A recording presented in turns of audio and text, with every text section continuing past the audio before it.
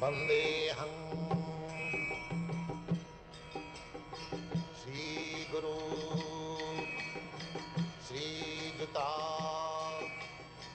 पदकमलं। जय राधा माधव कुंज बिहारी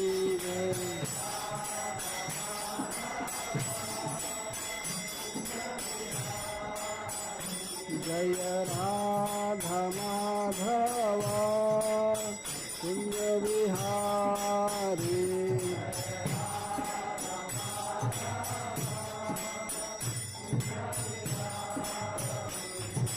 गोपी जन वल्लभ गिरवरधारी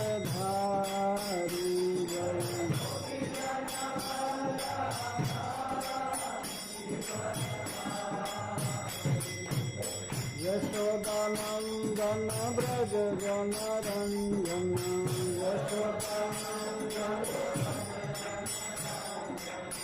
यमुना तीरा वनचारी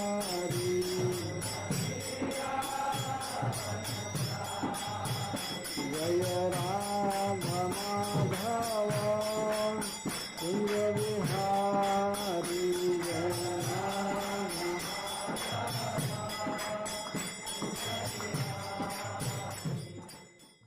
जय ओम विष्णुपाद परमहंस परिव्राजकाचार्य स्तोत्र सत श्री श्री श्रीमद अभय चरणारविंद भक्ति वेदांत स्वामी श्रील प्रभुपाद की जय। अनंत कोटि वैष्णव वृंद की जय। नामाचार्य श्री हरिदास ठाकुर की जय। प्रेम से कहो श्री कृष्ण चैतन्य प्रभु नित्यानंद श्री अद्वैत गदाधर शिवासादि गौर भक्त वृंद की जय। श्री श्री राधा कृष्ण गोप गोपीनाथ श्याम कुंड राधा कुंड गिरि गोवर्धन की जय। श्री वृंदावन धाम की जय।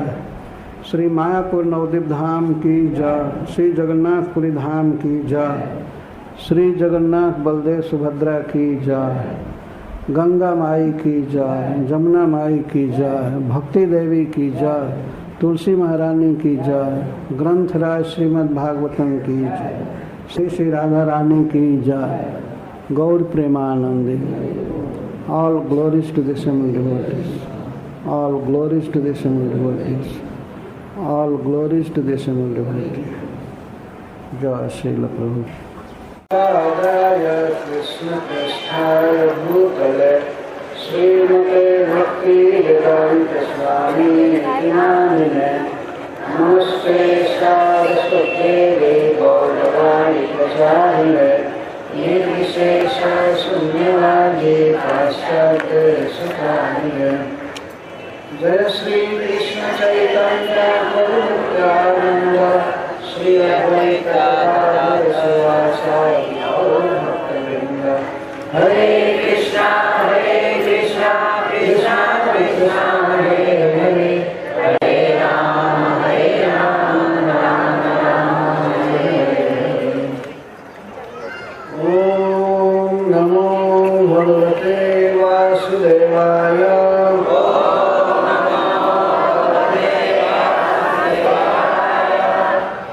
अध्याय 24 का अंतिम श्लोक 38वां श्लोक। इत्याद्रिगो द्विजमखान् वासुदेव प्रणोदितः यथा विधायते गोपः सह कृष्ण व्रजं जयुः। श्रीशुक उवाच इन्द्रस्तदात्मनः पूजां विज्ञाय विहतां नृप। गोपेभ्यो कृष्णनाथेभ्यो नन्दादिभ्यश्च कोपः। गणं सांवर्तकं नाम मेघानां चान्तकारिणाम् इन्द्रः प्राचोदयत्क्रुद्धो वाक्यं चाहे समान्युत। इसकी आवृत्ति नहीं की जाएगी क्योंकि ये भगवान को गाली दे रहे हैं तो उसकी आवृत्ति क्या करनी है।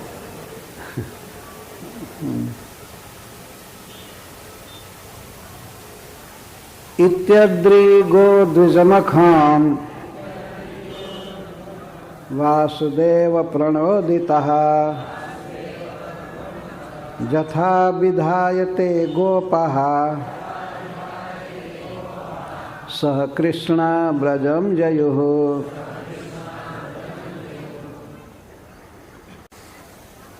कल गोवर्धन पूजा हुई थी।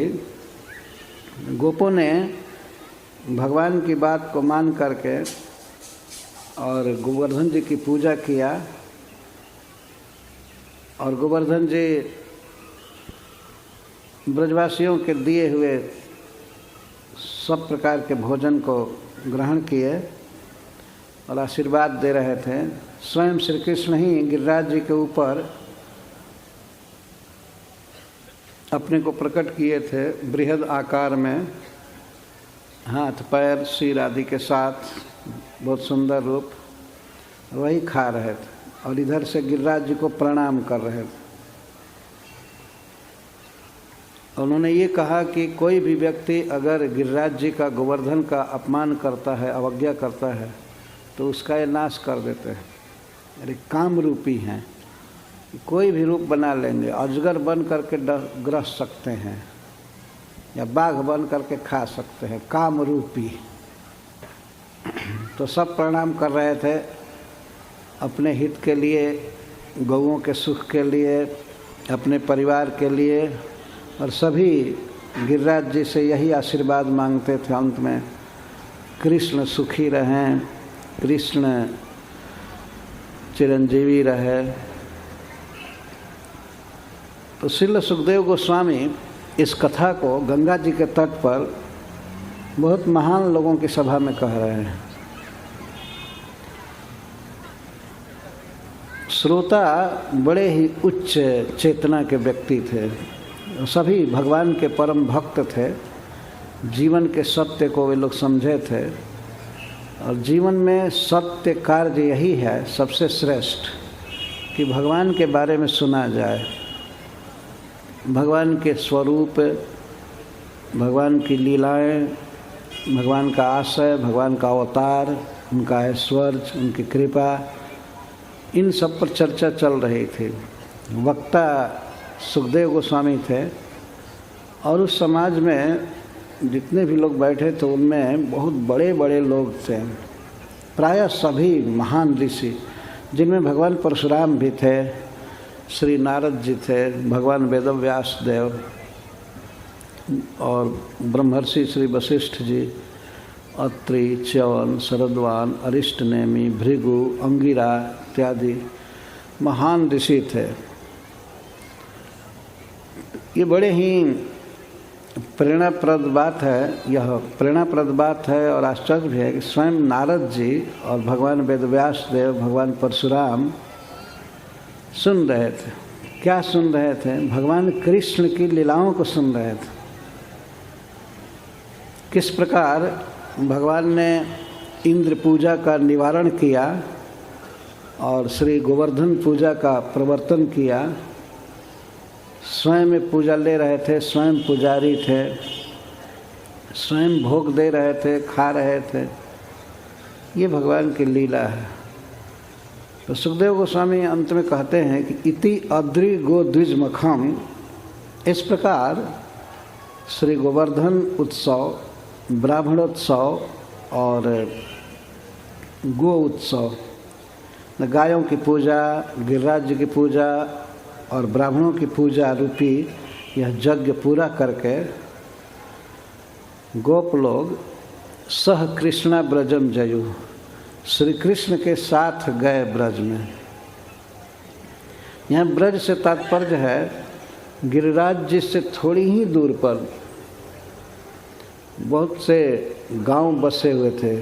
गांव का अर्थ है सकट, गाड़ियां खड़ी की गई थीं और पतली पतली दीवार, जैसे बांस का घर बनाना, उस पर मिट्टी लेप देना, ऐसे ऐसे टेम्पररी घर बने थे। नंदगांव नंद बाबा का अपना घर था, वहाँ पर भवन थे।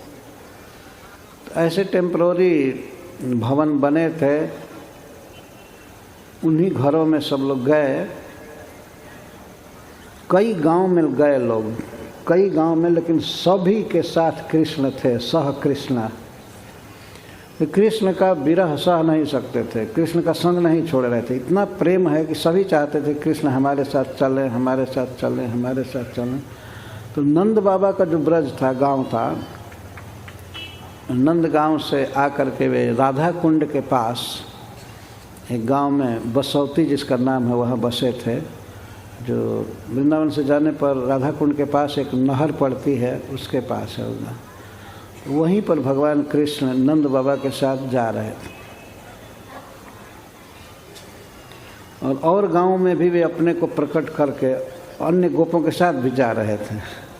तो प्रत्येक को यही भाव हो रहा था, कृष्ण मेरे साथ हैं।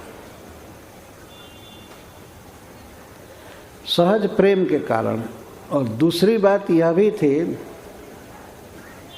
कि इंद्र की पूजा का निवारण किया गया था, एक देवता का अपमान हुआ था। बहुत भय भी था कि इंद्र कुछ करेगा। अगर कृष्ण हमारे साथ है तो हमारा बाल बंका भी नहीं होगा। तो कृष्ण के साथ ही जा रहे थे, ऐसे स्वाभाविक प्रेम से, लेकिन भय भी था। इंद्र कुछ करेगा तो इससे कृष्ण बचा लेगा। भगवान नारायण की दया है इस पर, इसमें आवेश होता है भगवान का, भगवान श्री विष्णु जी का। तो इस कारण वो लोग साथ में जा रहे थे, सब साथ में गए। सह कृष्णा ब्रजम जयु। भगवान के लिए सुखदेव गोस्वामी कहते हैं वासुदेव। वासुदेव का अर्थ है, केवल यही नहीं होता है कि वसुदेव जी का पुत्र है। वासुदेव का अर्थ होता है सबके हृदय के अंतर्जामी भगवान, प्रेरणा देने वाले। तो जो भीतर प्रेरणा देते हैं, मत्तः स्मृतिर्ज्ञानमपोहनम च, वही बाहर डायरेक्ट सब चीज़ बता रहे थे। ऐसे भगवान वासुदेव की प्रेरणा से वे लोग इस यज्ञ को जथा विधाय यथावत पूरा किए, जैसा उन्होंने कहा वैसे पूरा किए, और कृष्ण के साथ अपने अपने घर गए।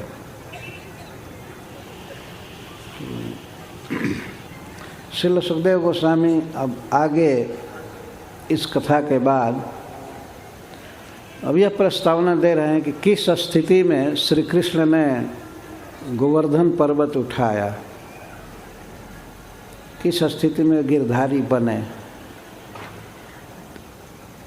इंद्र ने ब्रज के विनाश के लिए बहुत भारी वर्षा किया। उस वर्षा से बचने के लिए भगवान ने गिरिराज गोवर्धन को छत्र की तरह धारण किया। इंद्र क्यों वर्षा किए, किस हालत में, कैसे वर्षा किए, इसको कहते हैं इंद्रस्तदात्मनः पूजां विज्ञाय विहतां नृप गोपेभ्यो कृष्णनाथेभ्यो नंदादिभ्योश्चुकोपः। सबसे पहले महाराज परीक्षित को सुखदेव जी संबोधन कर रहे हैं। हे नृप, हे राजन, आपको अनुभव है कि राजा का किस अपमान होने पर उसको कितना क्रोध होता है। आपको ब्राह्मण ने पानी के लिए नहीं पूछा, इस पर आप मरा हुआ सांप उसके गले में लपेट दिए थे। तो आपको अनुभव है। यदि कोई गरीब आदमी है, दीनहीन है, तो उसका अपमान होता है तो उसको उतना क्रोध नहीं होता है। किसी भीख मांगने वाले को कोई डांट देता है, कहता है जाओ यहाँ से, तो बेचारे को कोई दुख नहीं होता है। लेकिन वहीं पर मान लीजिए गाड़ी में किसी का सीट हो और वो भी एसी में हो, और उसको कोई कह दे इधर क्यों आए, चलो हटो, तो उसे तो बहुत क्रोध हो जाएगा।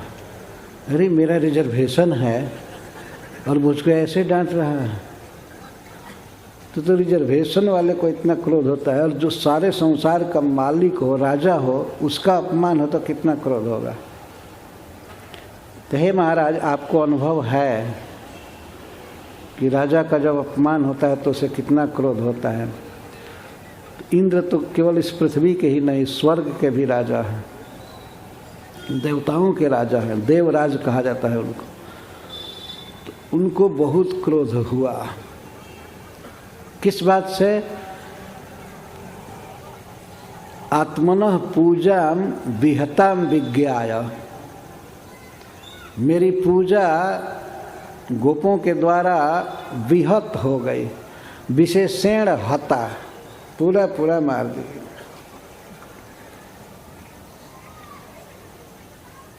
तो इंद्र ने विचार किया कि ये लोग पूजा किए गोवर्धन की, तो हमारे लिए भी कुछ पुआ पूड़ी और घी मतलब हवन कर दिए होते। तू कुछ भी नहीं किए, विशेषण हता, एकदम टोटल गायब है। और किसके द्वारा पूजा विहत हुई? गोपेभ्य, गाय चराने वाले, बिना पढ़े लिखे कमजोर इन गोपों के द्वारा, जो गाय चराते हैं, गाय का पालन करते हैं, इनके द्वारा, जिनमें नंद महाराज प्रधान हैं, नंदा दिव्य, नंद जिनमें आदि हैं, प्रधान हैं, उनके द्वारा। और यह भी सोच रहे हैं कृष्ण नाथेभ्यो, जिन गोपों के नाथ अर्थात रक्षिता, रक्षक श्री कृष्ण हैं, वे लोग हमारी पूजा विहत कर दिए। यही तो मूर्खता थी इंद्र की। जब ये जान गए कि कृष्ण नाथा नाम, गोपा नाम, गोपों के नाथ रक्षक श्री कृष्ण हैं, तो उसको तो तुरंत ही समझ जाना चाहिए था कि यहाँ पर क्रोध करना बिल्कुल अयोग्य स्थान पर क्रोध करना है। वो क्रोध करना ऐसे था जैसे मान लीजिए राजधानी एक्सप्रेस आ रही हो और उसके सामने खड़ा हो करके अपने सिर को लगा करके रोकने की चेष्टा करना। मैं रोक दूंगा, कौन चलाएगा, किसके आर्डर से चल रहे हैं, तो रोकने वाला ही समाप्त हो जाएगा। इसको अयोग्य स्थान पर क्रोध कहते हैं। क्रोध वहाँ करना चाहिए जहाँ अपना क्रोध काम करे। जिनके रक्षक स्वयं भगवान हैं, स्वयं कह भी रहे हैं कृष्ण नाथेभ्यो, जिनके नाथ, जिनके रक्षिता कृष्ण हैं, उनके प्रति चुकोपह, क्रोध हुआ इंद्र को। कृष्ण नाथेभ्य इस शब्द के द्वारा श्री सुखदेव गोस्वामी यह कह रहे हैं, कृष्ण, ये इंद्र महादुर्बुद्धि था, महादुर्बुद्धि था। यह जान करके भी कृष्ण इनके रक्षक हैं, अनेक बार रक्षा किए हैं, और वही ये यज्ञ करने के लिए कहे हैं, और इंद्र का यज्ञ मना किए हैं, फिर भी वो क्रोध किए। तो श्रील विश्वनाथ चक्रवर्ती ठाकुर कहते हैं कि इसके द्वारा इंद्र की महादुर्बुद्धिता और अविवेक सूचित हो रहा है। कृष्ण किसके प्रति इंद्र क्रोधित हुए? कृष्णनाथेभ्य नंदादिभ्य गोपेभ्य, चौथी विभक्ति में है, इनके प्रति क्रोध की। जिनके रक्षक कृष्ण हैं और जो गोप हैं, जिन्होंने अपराध कुछ नहीं किया था, बेचारे सीधे साधे गोप होते हैं, गायों का पालन करते हैं, और भगवान के कहने से ये लोग गोवर्धन जी की पूजा किए, और फिर भी इंद्र पैजामा से बाहर हो गए। इतना क्रोध हो गए।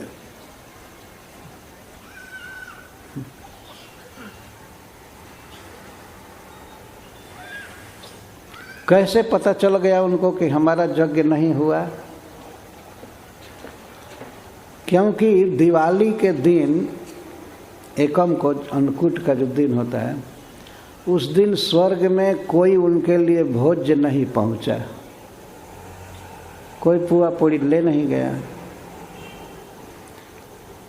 वैसे स्वर्ग में पुआ पूड़ी या खीर या घी भेजा नहीं जाता था, लेकिन जो व्यक्ति किसी बड़े पद पर होता है उसकी भावना होती है भले मैं खाऊं या ना खाऊं, लेकिन हमें क्यों नहीं याद किया गया। इंद्र कभी नहीं खाए थे इन गोपों का पुआ पूड़ी, जलेबी या भात, सब्जी, ये कुछ भी नहीं खाए थे। पर ये लोग इस साल नहीं दिए उनके नियत से, तो उनको क्रोध हो गया। यह बहुत बड़ा ज्ञान है, ज्ञान है। हमको नहीं दिया गया, हमको नहीं दिया गया। कभी कभी बड़े ट्रेंड लोग भी जो भक्ति करते हैं भगवान की, वे भी क्रोध में हो जाते हैं, हमको पहले आरती क्यों नहीं दिया गया, क्या बिगड़ गया, जूठा हो गया क्या आरती, तुमको दिया जाए। हमको तो बहुत बुरा लगता है। जहाँ से आरती की जाती है और जो आदमी पढ़ता है वहाँ से चालू करना चाहिए, जो भक्त लेना चाहे ले। अरे यहाँ करो, वहाँ ले जाओ, वहाँ से यहाँ लकीर खींचो, ये करो, ये करो, ये बहुत गड़बड़ी होती है। जो भी हो, पद और धन का ऐसा अभिमान ऐसा होता है, उससे अज्ञान भर जाता है और ज़्यादा।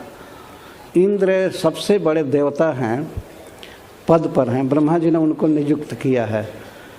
ब्रह्मा जी सत्यलोक में रहते हैं, लेकिन वे मैनेजमेंट नहीं देखते हैं। भगवान के कथा कीर्तन में रहते हैं, कभी कभी देखते हैं, लेकिन वास्तविक मैनेजर तो इंद्र ही हैं इस तीनों लोक के। तो उनको इतना गर्व था कि मैं ही ईश्वर हूँ, दूसरा कोई ईश्वर नहीं है। और ऐसे ईश्वर जो साक्षात भगवान कृष्ण हैं, वे अवतार लिए हैं। ये भी गए थे क्षीर समुद्र पर ब्रह्मा जी के साथ, प्रार्थना की अवतार लेने के लिए। यहाँ तक कि देवकी जी के गर्भ में जब भगवान थे उस समय भी इंद्र गए थे। पर भगवान ऐसी ऐसी लीलाएं करते हैं, चोरी करना, जूठा खाना, गाय बकरी चराना और कई कई प्रकार से। तो इंद्र जैसे व्यक्ति को भी भ्रम हो गया कि ये तो भगवान नहीं है, भगवान मैं हूँ। कृष्ण कोई भी लीला करें वे भगवान हैं। एक नीतिकार कहता है कि गरुण जी यदि पर्वत के नीचे बैठें तब भी गरुड़ जी गरुड़ हैं, जी हाँ। और कौआ यदि पर्वत के शिखर पर बैठे फिर भी कौआ कौआ ही रहेगा, है कि नहीं। ये नहीं कि शिखर पर बैठ गया तो वो गरुड़ जी हो गया, भगवान उस पर वाहन करेंगे, सवारी करेंगे। भगवान कोई भी लीला करें, चाहे वो रण छोड़ करके भागे, चाहे चोरी करें, कुछ भी उद्दिव्य उनकी स्थिति है। भगवान भगवान है। पर इंद्र को इस तरह से भ्रम हो गया था, वो अपने को ही भगवान मान बैठे थे। क्रोध है किए तो क्या हुआ। तो चक्रवर्ती पाद जी कहते हैं कि इससे इंद्र की मूढ़ता प्रकट होती, मौढ़्यम और कोपस वैफल्यम च सूचित। क्रोध से कोई लाभ नहीं होगा इंद्र को, उनका विफल क्रोध जाएगा, उनकी केवल मूर्खता प्रकट हो रही है इस क्रोध से। क्रोध करके उन्होंने इस तरह कहा। हाँ, क्या किया क्रोध में, गणम सांवर्तकम नाम मेघानाम चांतकारिणाम। जो प्रलय करने के लिए बादल रहते हैं, पानी का बांधे हुए बादलों को रखा जाता है। प्रलय काल में इस सारा ब्रह्मांड पानी से भर जाता है, उसको एकारणव कहते हैं। एक समुद्र हो जाता है, कहीं भूमि नहीं बचती है, डूब जाती है सब। तो इतना पानी बरसाने के लिए प्रलय करने वाले बादल रखे गए हैं। संवर्तः का अर्थ होता है प्रलय और सांवर्तक का अर्थ है प्रलयकारी। सांवर्तक मेघ, और इनका गण, इनका समुदाय, ये पानी जब बरसाते हैं प्रलय काल में तो भवन के खंभे की तरह या हाथी के सूंड की तरह बरसाते हैं। ऐसे नहीं टिप टिप बूंद गिरने से थोड़े ब्रह्मांड भरेगा। इस वर्षा जो इस समय होती है, इस वर्षा से तो कुछ भी नहीं होता है। वो वर्षा के लिए रिजर्व रखे जाते हैं प्रलय काल में वर्षा के लिए। तो उसने तुरंत ही इंद्र ने सोचा नहीं, विचार नहीं किया, एकदम क्रोध में हो करके और सांवर्तक मेघों में जो अंत करने वाले, अंत माने प्रलय करने वाले मेघों में जो सांवर्तक मेघ हैं उनको भेजा, आज्ञा दिया। इसका अर्थ है कि उनके अधिकारी को, मालिक को बुलाया और इंद्र प्राचोदयत, इंद्र प्रेरित किया उनका उत्साह बढ़ाते हुए और अपना पद बताते हुए, मैं ये हूँ, मैं ये हूँ, मैं ये हूँ, उत्साह बढ़ाते हुए, तुम लोग डरना मत, तुम लोग जाओ। और वाक्यम च आह ईश मानी उत, इंद्र अपने को ही ईश मानी मतलब ईश्वर मैं हूँ, अहम ईश्वर इति गर्भवान। यह गर्व था कि मैं ही इस जगत का विधाता हूँ, मैं ही उत्पन्न करता हूँ, पालता हूँ। तो इस अभिमान से वो इनको इस प्रकार का वाक्य कहा, ईश मानी। अथवा गण का अर्थ है कि अपने समाज के जो और मंत्री थे उसके अधीन इंद्र के और देवता, उनको भी भेजे अपने अपने अस्त्र के साथ, और सांवर्तक मेघों को भी भेजे। उत यहाँ जो शब्द का प्रयोग है वो खेद में या विस्मय में है।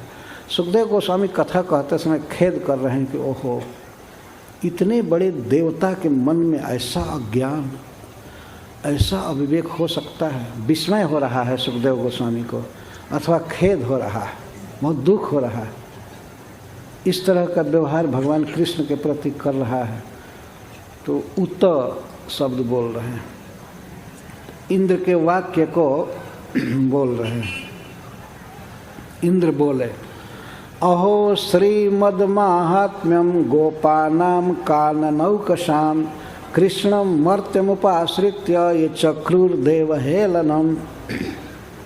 सबसे पहले अहो बोल रहे हैं। अहो का अर्थ है आश्चर्य है, आश्चर्य है। वन में रहने वाले जिनका न कोई घर है, कोई मकान है, न कुछ भी नहीं है, ऐसे गोपों का जरा अभिमान देखो। जिनको भेज रहे हैं उनसे बोल रहे हैं सभा में, अहो श्रीमद् महात्म्यम गोपानम काननौकसाम। धन और संपत्ति के द्वारा बढ़ा हुआ मद इनका कितना है, इन गोपों को धन का कितना मद हो गया है, इसको जरा देखो। अरे सब कानन ओकसाम, ये सब वन में रहते हैं। अरे वन में कौन रहता है आदमी जिसका शहर में कोई घर ना हो, कोई पद ना हो, कुछ नहीं। भेड़ बकरी चराते हुए, गाय चराते हुए वन में गुजारा करते हैं। और इनका श्रीमद का वैभव देखो, इनको कितना ज़्यादा श्रीमद है कुछ नहीं। ये बोल रहा है, इनको है नहीं कुछ भी, पर फिर भी इनमें इतना ज्ञान है, इनको धन का गर्व हो गया है। जब ये कह रहे हो काननौकसाम कि ये वनचारी हैं, वन में घूमने वाले, इनके पास तो कुछ है नहीं, फिर भी इनको इतना धन का घमंड है, यही आश्चर्य है। इसीलिए वो अहो कह रहा है, इतना अभिमान। भाई क्या अभिमान किए, इनका अभिमान देखो। कृष्णम मर्त्यम उपाश्रित्य, मर्त कहते हैं मनुष्य को जिसका मरना निश्चित रहता है, अनेक रोगों से आक्रांत रहता है, जो जीवन का कोई ठिकाना नहीं रहता है, ऐसे मनुष्य कृष्ण का आश्रय लेकर के ये देवता का अपमान कर रहे हैं। चक्रुर में देवहेलनम, चक्रुर देवहेलनम, ये चक्रुर देवहेलनम। बताइए, मरने वाले मनुष्य का आश्रय लेना और अमर राज का तिरस्कार करना, इनकी बुद्धि क्या है। देवताओं को अमर कहते हैं, तो हरीश्वरी जी इस पर कहते हैं मरने वाले का आश्रय ले रहे हैं कृष्ण का और अमर का तिरस्कार कर रहे हैं। तो दुर्बुद्धि हुई ना इनकी, ये धन का घमंड। इस प्रसंग में हरिसूरी जी कुछ श्लोक लिखते हैं। इंद्र को नंद पर क्रोध हो रहा है, कृष्ण पर तो क्रोध है ही, लेकिन मुख्य क्रोध नंद बाबा पर है। इसीलिए तो गोपेभ्य कृष्णनाथेभ्यो नंदा दिव्यश्चुकोपः, नंद जिनमें आदि हैं, अर्थात मुख्य क्रोध जो है वो नंद पर है। हर एक साल जब पूजा देता था ये, इस साल इसको बहका दिया कृष्ण ने। ठीक है, बहका दिया तो मैं उसका फल चखाता हूँ। तो हरिसूरी जी एक उत्प्रेक्षा करते हैं, भाई नंद बाबा पर, जो कि परम सज्जन हैं, सीधे साधे सुशील व्यक्ति हैं, और भगवान के कहने से इंद्र की पूजा नहीं किए, गिरिराज गोवर्धन जी की पूजा किए। तो ऐसे नंद बाबा पर देवराज इंद्र क्रोध कर रहे हैं, पर थोड़ी ही दूर पर मथुरा में रहने वाले कंस पर कभी क्रोध नहीं किए। क्या बात है। तो हरिसूरी जी यहाँ लिखते हैं, कंसे दुर्नय रास नासित महा जज्ञाद शेष क्रिय। कंस ऐसा व्यक्ति है जो सब प्रकार के यज्ञों का नाश करने वाला और अनीति पाप का खजाना है। जितना भी पाप है, अनीति है, दूसरों का वध करना, यज्ञ का नाश करना, एक काम था कंस का। उस कंस के प्रति रुष्टम दृष्टिमपि क्षणम न विदधे अनिष्टम स्वदिष्टम वदन। ऐसे दुष्ट कंस के प्रति इंद्र कभी रुष्टा दृष्टि भी नहीं किए। कुछ कहने का तो हिम्मत ही नहीं था, कम से कम रुष्ट दृष्टि, आँख में थोड़ी सी रंजिश की भावना आवे कि ये कंस बहुत गलती कर रहा है, तो कंस के प्रति क्रोध भरी दृष्टि भी नहीं किए या विचार भी नहीं किए। और नंद बाबा पर इस तरह से क्रोध कर रहे हैं। तो जब कुछ कंस कर देता था, यज्ञ का नाश करता था, ब्राह्मणों का वध करता था, गौओं का वध करता था, सज्जनों का वध करता था, जैसा दशम स्कंद प्रथम अध्याय में, चौथे अध्याय में लिखा गया। उसने यही अपने राज्य में घोषणा कराई कि जो लोग यज्ञ करने वाले हैं उन ऋषियों की हत्या किया जाए। तो यज्ञ नहीं होगा, विष्णु की आराधना नहीं होनी चाहिए। तो यही जो साधु लोग जो प्रचारक हैं इस काम के, ये इनका वध हो जाना चाहिए, उसका ये ऐलान था। तो जो भी यज्ञ करते हैं, कीर्तन करते हैं, विष्णु का प्रचार करते हैं, उनका वध होना चाहिए। पर ऐसे महादुष्ट कंस के प्रति देवराज इंद्र एक रोष भरी दृष्टि भी नहीं किए। इतना उससे भय होता था क्योंकि वो महाबलिष्ठ था। तो सो अन्यतैक मखार परम विदधति श्रीषा गया गोपतौ। वही कंस, ये वही इंद्र नंद बाबा पर, गोपति पर क्रोध किए। नंद बाबा ने क्या किया कि एक यज्ञ किया, वो इंद्र के लिए न करके वो यज्ञ गोवर्धन जी के लिए कर दिया, अन्यत्र समर्पण किया। लेकिन यज्ञ किया ना, किसी दूसरे यज्ञ का नाश नहीं किया। कंस तो हजारों यज्ञ का नाश किया था और यज्ञ करने वालों की हत्या भी किया था, कई लोगों की। तो उसके प्रति इंद्र दोष दृष्टि या रोष दृष्टि नहीं किए और नंद बाबा के प्रति रोष कर रहे हैं। क्रुद्धो भूत क्षममेव सिद्ध मौनौ अमनौ जत्तद बलम दुर्बले। और ऐसे मरण धर्मा, मरणशील एक मनुष्य का आश्रय लेकर मुझ अमरपति का अपमान किए हैं, इस तरह से बोल रहे हैं। ये चक्रुर्देव हेलनम। मर्त्य उपाश्रित, उप का अर्थ होता है अधिक। इन लोगों ने कृष्ण को बहुत शरण्य माना है, अपना आश्रय माना है, और उसका आश्रय लेकर के देव हेलनम, देवता का अपमान किया। हमारे प्रति थोड़ी भी पूज्य बुद्धि इन लोगों की नहीं हुई कि मैं भी पूज्य हूँ, और मैं तो देवता नहीं हूँ, मैं केवल देव नहीं हूँ, मैं देव देव हूँ। देवता भी हमारी पूजा करते हैं। तो देव देव का मतलब होता है देवता का भी देवता। देवता का भी देवता मैं हूँ। सब देवता मुझे नमस्कार करते हैं, मुझे मेरी स्तुति करते हैं, पूजा करते हैं। और मेरे जैसे देवेश्वर का ये गोप, ये जंगली लोग जिनके पास कुछ भी नहीं है, और ये इतना बड़ा अपमान किए। जब विचार करो, देखो इन लोगों का घमंड।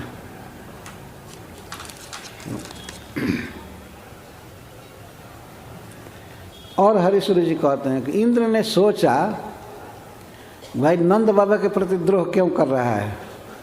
उसने सोचा कि जदेक भगवान अयम भुवि भवती अहम सर्वतः सहस्र भगवान इति प्रथित कीर्तिरश्मि स्फुटम।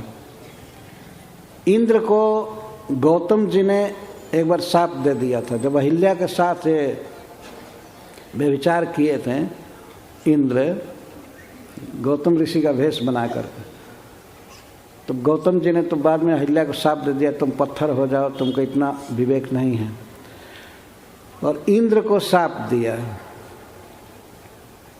कि इस तरह से है दुराचारी व्यभिचारी, इसके शरीर में 1000 भग हो जाए। सहस्र भगवान उसको कहते हैं। हरिश्वर जी ये अर्थ कर रहे हैं। और नंद बाबा क्या हैं, एक भगवान वाला, एक भगवान उनके पास हैं, मतलब श्री कृष्ण। तो इंद्र सोच रहे हैं कि ये क्या हमसे बात करेगा नंद, इसके पास एक भगवान और हम तो सहस्र भगवान हैं। तो जो भी ये हरिश्वर जी इस पर एक व्यंग करते हैं कि भाई जो सहस्र भगवान है, 1000 गुना ज़्यादा है, तो एक भगवान से क्यों नहीं लोहा लेगा, एक भगवान का क्यों नहीं अनादर करेगा। इस तरह से नंद ने गलती किया है। नंद के पास तो एक ही भगवान है ना, और इंद्र सहस्र भगवान है। जब थे तब थे, बाद में वो रोने लगे, बहुत कष्ट हो रहा था, दुस्सह उनके शरीर में वेदना। तो रोए तो गौतम जी ने उनको फिर व्यवस्था दे दिया कि ठीक है, भग के बदले आँख हो जाए सब जगह। तो आज भी इंद्र शरीर में सहस्र नेत्र हैं, सहस्र नयन पर दोष निहार, सहस्र आँख है।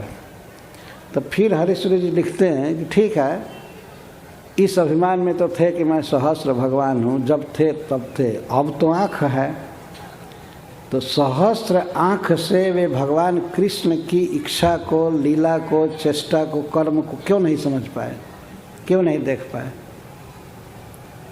2 आँख वाला समझ जाएगा, ये 1000 आँख वाला क्यों नहीं समझ पाया कृष्ण को।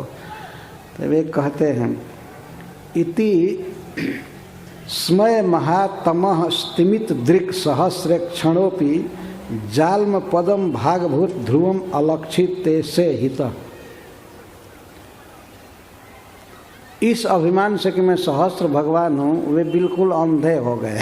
अंधे माने हत विवेक। तो 1000 आँख होते हुए भी इतना अभिमान का अंधकार बढ़ा कि सहस्र नेत्र भी स्तिमित हो गए, बंद हो गए, अब देख नहीं पाए कि ये साक्षात कृष्ण साक्षात भगवान हैं और यही लीला कर रहे हैं, या ये गोवर्धन उठाएंगे, या नंद बाबा को यही प्रेरित कर रहे हैं। इति स्मय महातमः स्तिमित दृक्, महा अभिमान के अंधकार से उनके हजारों नेत्र स्तिमित हो गए, देख नहीं पाए। सहस्र क्षण अपि, सहस्र नेत्र वाला हो करके भी अलक्षित ऐसे हित अलक्षितम ईशस्य इहितम जैन सह इंद्र। ये भगवान की चेष्टा को, भगवान के स्वरूप को, ईश्वरताई को, ऐश्वर्य को नहीं समझ पाए। है ना, कभी कभी आदमी कहता है ना कि अरे वो तो अंधा हो गया है अभिमान से, धन से, वो देखता नहीं है। तो इंद्र महा अभिमान में थे कि मैं स्वर्ग का राजा हूँ, बल्कि मैं ही इस विश्व का ईश्वर हूँ।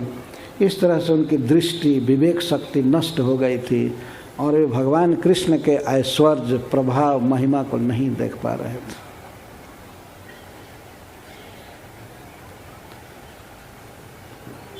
ईसमानी हो गए थे। इसका सरस्वती अर्थ भी है।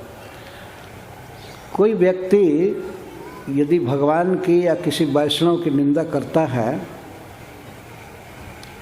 तो उस व्यक्ति के दृष्टि से तो निंदा करता है, लेकिन सरस्वती जी उसके जीभ पर बैठी रहती। चूँकि वाणी की स्वामिनी अधिष्ठात्री सरस्वती जी हैं, अतः सरस्वती जी किसी के जीभ पर बैठ करके किसी वैष्णव को या भगवान को गाली नहीं दे सकती।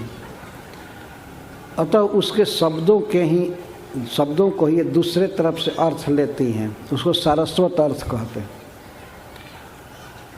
तो कृष्ण यह जब बोले, नहीं, इंद्र जब यह बोले, अहो श्रीमद माहात्म्यम गोपानम काननौकसाम कृष्णम मर्त्यम उपाश्रित ये चक्रुर्देव हेलनम। इंद्र जो अर्थ समझ रहे हैं उसका तो अर्थ यह है, अहो काननौकसाम, वनवासियों का, गोपों का श्रीमद महात्म्यम अहो, धन संपत्ति के द्वारा उत्पन्न अभिमान इनका कितना है। जत, जिस अभिमान से मर्त्यम कृष्णम, मरणशीलम कृष्णम उपाश्रित्य, सबसे अधिक कृष्ण का आश्रय लेकर के, और ये गोपा देव हेलनम, देवस्य मम अमरेंद्रस्य हेलनम अवज्ञाम चक्रु कृतवंत। ये तो इंद्र जो समझ रहे हैं वो अर्थ हुआ। क्या हमारी अवज्ञा किया? मद यागम बभंजुर इत्यर्थ, मेरा यज्ञ नष्ट किया, मेरी पूजा नहीं किया, यही अवज्ञा थी। इसका सरस्वती अर्थ देखिए।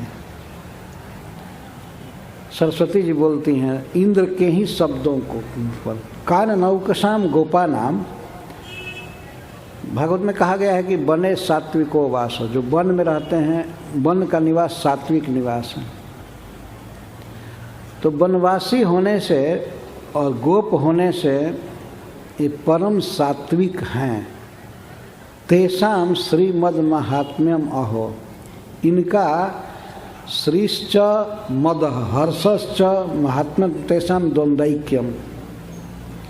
हो, इन गोपों के पास कितना सौंदर्य है, कितना सुंदर लग रहे हैं। गोवर्धन पूजा में जब भगवान ने कहा था कि सब लोग नए कपड़े पहन करके आवे, श्रृंगार करके, तो गोप लोग सब चमक रहे थे, बहुत सुंदर लग रहे थे। तो श्री कहते हैं।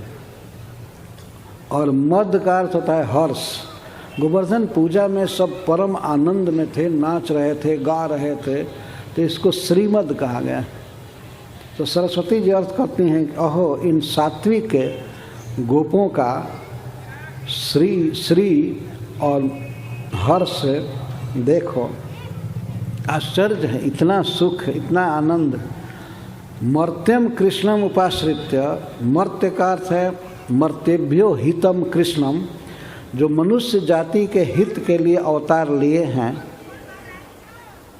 और जो कृष्ण है, कृष्ण का अर्थ है परब्रह्म है, जो परब्रह्म हैं और मनुष्यों का हित करने के लिए मनुष्य समाज में अवतार लिए हैं।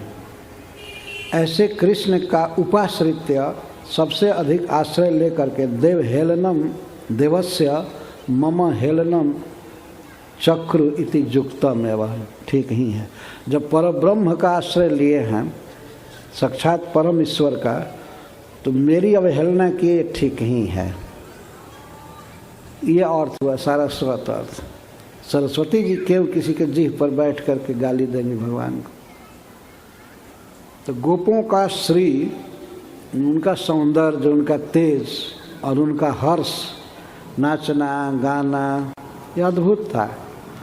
तो ये अगर परब्रह्म है, भगवान श्री कृष्ण का आश्रय लेकर के मेरे जैसे देवता की अवहेलना किए, ये ठीक ही है। ये इंद्र नहीं बोल रहे हैं, इंद्र के वाणी पर भारती बोल रही है। तो जो भाषा की, वाणी की अधिष्ठात्री देवी है। सब जगह श्रीमद् भागवत में ये अर्थ किया गया है। जब जरासंध भगवान को गाली देता है तो वहाँ पर श्रीधर स्वामी सारस्वत अर्थ किए, वो प्रशंसा ही है भगवान की। तो इस प्रकार से इंद्र बोल रहे हैं। इंद्र जो बोल रहे हैं, इसके द्वारा ये कहना चाहते हैं कि मुझ में कोई दोष नहीं है, मुझ में कोई कमी नहीं है। पर सुखदेव गोस्वामी यहाँ यह कह रहे हैं कि वास्तव में दोष इंद्र में है। इंद्र अपने दोष को अन्यत्र आरोपित कर रहे हैं। यही जन का स्वभाव होता है। इंद्र के वाक्य से स्पष्ट झलक रहा है कि इंद्र परम अभिमान में है और क्रोध में होने से उनमें पूर्व अपर क्या बोलना चाहिए, कैसे बोलना चाहिए, कौन बात पहले बोलनी चाहिए, कौन बाद में बोलनी चाहिए, कौन पूज्य है, कौन पूज्य नहीं है, यहाँ तक कि परम पूज्य श्री कृष्ण में भी अपूज्य की भावना कर रहे हैं। क्रोध में एक तो अभिमान है और दूसरे क्रोध है। क्रोध हो जाने पर आदमी विवेक खो देता है, किसी को विवेक नहीं रह जाता है। क्रोध होने पर ये देखा गया है मनुष्य समाज में, तो देवता हो चाहे कोई हो, अगर क्रोध किया तो वो ठीक स्थिति में नहीं रह जाता है। कभी कभी आदमी क्रोध करता है संसार में मनुष्य, तो कहता है अब मेरा दिमाग गर्म हो रहा है। भाई गर्म हो रहा है तो खराब हो रहा है ना, कुछ ठंडा करो। कहते हैं आयुर्वेद के कुछ उक्तियों को लोक में कहते हैं, पैर गरम, पेट नरम, सिर को रखो ठंडा, इस पर भी वैद आवे तो उसको मारो डंडा। इस पर डॉक्टर की कोई ज़रूरत नहीं। अगर पैर गरम रहे, गरम का अर्थ केवल मोजा वोजा पहन कर गरम रखना नहीं होता है। गरम मतलब चलना चाहिए, पैर से काम करना चाहिए। और पेट नरम, थोड़ा कम खाए और जिससे कि पेट साफ रहे और कब्ज ना हो, पेट नरम। और सिर को रखो ठंडा, सिर को ठंडा रखें, मतलब क्रोध मत कीजिए, चिंता में टेंशन में मत रहिए। क्रोध खासकर गर्म कर देता है मस्तिष्क को, तो गर्म नहीं होना चाहिए, ठंडा। ठंडा का अर्थ नहीं कि बर्फ़ बांध करके रखे सिर पर। ऐसा होने पर भी अगर वैद्य आ जाए घर पर देखने के लिए तो उसको डंडा मारकर भगाना चाहिए। क्या रोग हो ही नहीं सकता है, क्या ज़रूरत है डॉक्टर की, वैद्य की। तो पैर गरम, पेट नरम, सिर को रखो ठंडा, इस पर भी वैद्य आवे तो उसको मारो डंडा। और इस पर भी डॉक्टर आवे तो उसको मारो डंडा। इस समय यह कहना होगा। अब वैद्य दिखाई नहीं पड़ते हैं तो डॉक्टर शब्द लगाना चाहिए। इसका हूबहू शब्दगत अर्थ नहीं लेना चाहिए कि अब दौड़ करके डंडा मारे ही।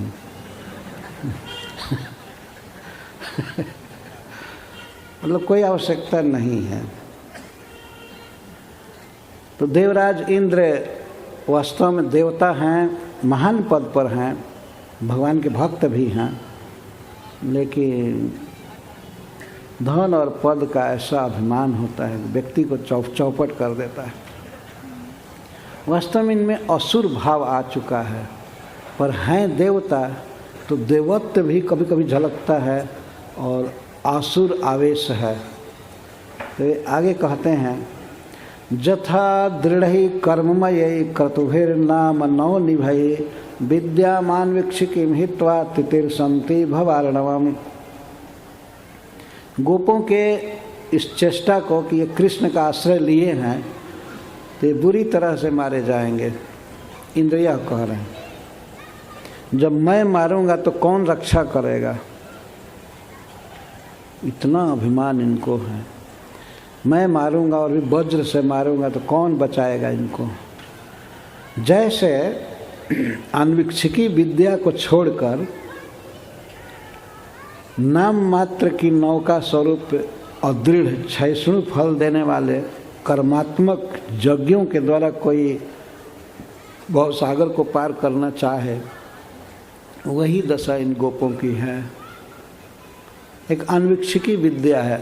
अन्वीक्षिकी मतलब आत्मज्ञान, जीव क्या है, शरीर से भिन्न है, तो आत्मा का ठीक ठीक ज्ञान और आत्मा के कर्म में रहना, भगवान की भक्ति करना, विशेष करके भक्ति से भी थोड़ा शून्य, मतलब केवल विचार करना मैं आत्मा हूँ, सोहम शिवोहम, मैं देह नहीं हूँ, मैं चिन्मय आत्मा हूँ, इसको अन्वीक्षिकी विद्या कहते हैं। तो कोई व्यक्ति आत्मा के यथार्थ स्वरूप को न जाने और केवल यज्ञ आदि किया करे, जो केवल कर्मात्मक है, इसमें कर्म है, यहाँ से सामान जुटाओ, ये करो, ये पढ़ो, ये मंत्र पढ़ो, हवन हा हा स्वाहा, यही करता रहे, हमेशा यज्ञ जगत, इन यज्ञों से कोई भवसागर पार नहीं पा सकता है। देवराज इंद्र कह रहे हैं ऐसा व्यक्ति निश्चित डूबेगा। लेकिन दृष्टांत तो दे रहे हैं, उस दृष्टांत को कैसे बैठा रहे हैं? मैं अन्वीक्षिकी विद्या के समान हूँ, ब्रह्म विद्या के समान हूँ, और ये कृष्ण का आश्रय लेना जैसे कर्मकांड करना है, तो कर्मकांड केवल करने वाला जन्म मृत्यु के सागर को पार नहीं कर सकता है, वैसे ही कृष्ण का आश्रय ले करके मुझ देवता का मुकाबला एक गोप नहीं कर सकते। इस तरह से बोल रहे हैं, ऐसे ठीक बोल रहे हैं। एक उदाहरण जो दे रहे हैं, चूँकि देवता हैं, एक टीकाकार कहते हैं कि देवता हैं इसलिए वो बात बोल रहे हैं, लेकिन कृष्ण का आश्रय लेकर के ये लोग में मुझ देवता का अपमान कर रहे हैं, तो ये आसुर भाव है उनमें। कर्मकांड को यहाँ कहा गया है अदृढ़ई। जैसे किसी समुद्र में को कोई पार करना चाहे और उसके पास सड़ी हुई नौका हो, सड़ा हुआ जहाज, कि उस पानी में थोड़ा 10-5 मीटर कीजिए और बस टूट टाट करके ख़त्म, डूब करके ख़त्म हो जाए। तो ये कर्मकांड यही है। तो ऐसे कर्मकांड का आश्रय लेकर यथा भवार्णवम तितिर्षन्ति, कोई तरने की इच्छा करते हैं, तरतुम इच्छन्ति अज्ञा इति शेषः, तो अज्ञ हैं, वैसे ही मेरा सहारा छोड़ करके, मुझ देवता का सहारा छोड़ करके एक मनुष्य कृष्ण का आश्रय लेने वाले निश्चित फजीहत में पड़ेंगे, दुख में पड़ेंगे, सब मरेंगे। इनका घर द्वार और जिस गिरिराज की पूजा किए हैं, इस पर्वत को काट काट करके तिल तिल करके और इसको समुद्र में बहा दिया जाएगा। ये कह रहे हैं, नाम निशान नहीं रहेगा कि कहाँ था गोवर्धन और कहाँ ये गोप लोग, कहाँ नंदगांव, नंद आदि सब तो मारे ही जाएंगे, और एक पता भी नहीं चलेगा कि कहाँ बरसाने रहा, कहाँ नंदगांव और कहाँ गोवर्धन, कहाँ क्या, सब खत्म कर दूंगा। इतना क्रोध में थे। तो इसका सारस्वत अर्थ है कि